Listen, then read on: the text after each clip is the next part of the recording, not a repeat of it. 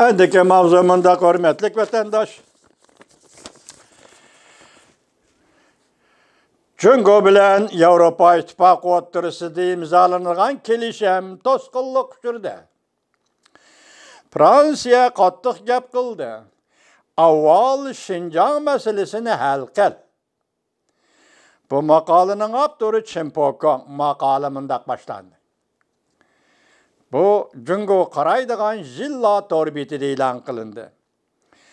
Bu yilning 5-idaroq Cüngo taraf tashviq qilib, Cüngo bilan Avrupa İttifaqı bu yil ichida tarixiy namoyanda xarakterlik ahamiyatga ega Cüngo Avrupa mablag' solish kelishimini imzolaydi degan edi. Musha oyda Cüngo Kompartiyasi umidvorlik bilan oldin ma'lumot berib, 12 ayning 22 kuni Cüngo bilan Avrupa İttifaqı kelishim imzolaydi degan edi. Cüngoning tashviqot organlari jiddiy harakatga kelib, tabriklashga, tashviq qilishga tayyorlangan.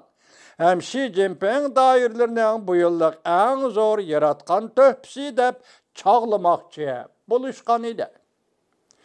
Lekin Cüngo Avrupa mablag' solish kelishimi eng oxirida yo'q chiqdi.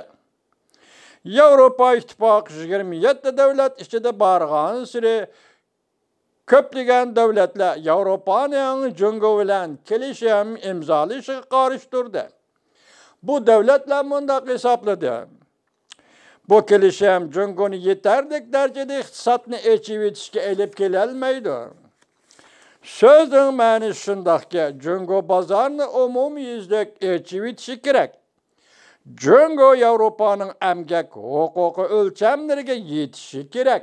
Onundan keyin Avropadagi cho'ng davlat Fransiya o'tirg'i chiqib gap qo'yib berdi. Fransiya mundaq ko'rsatdi: agar Beijing Uyg'urlarni majburiy emgakka solish masalasini hal qilmaydigan bo'lsa, Parij Cüngo Avrupa İttifaqı kelishimiga qo'shilmaydi. Agar Cüngo Uyg'urlarni majburiy emgakka solish masalasini hal qilmaydigan bo'lsa, deb ko'rsatdi Fransiya, Parij Cüngo Avrupa İttifaqı kelishimiga qo'shilmaydi. Aslida Cüngo Şinjanda qurib chiqqan yig'ib olish lagerlari oshkorlangandan keyin xalqaro jamiyat Şinjan masalasiga, yana mustamlik Uyg'uriston masalasiga jiddiy diqqat qilishga boshladi.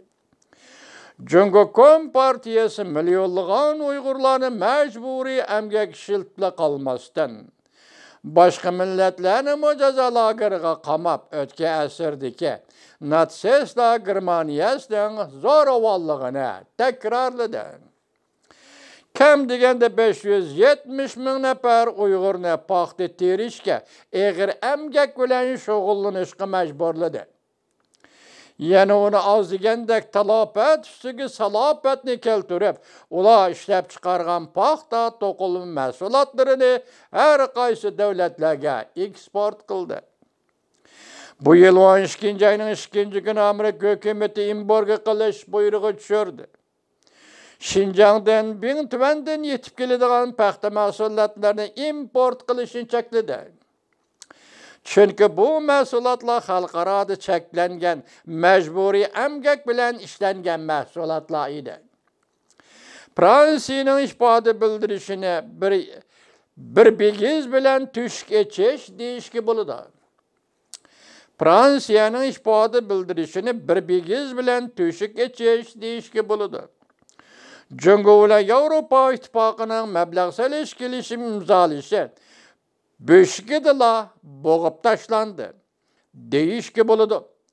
12 ayning 22 kuni Avrupa İttifaqı va Cüngo ikki taraf aslida belgilangan suhbat va imzo qo'yish kun tartibini amaldan qoldirdi.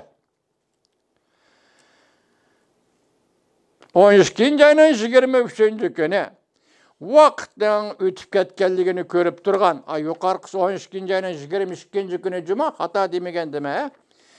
12 ayning 23 kuni vaqtning o'tib ketganligini ko'rib turgan Cüngoning vaziri Li Keqiang aldirab tinab Avropa davlatlariga tilpin urib, bu kelişimni en ahiri kutquzub kalmakçı boldu.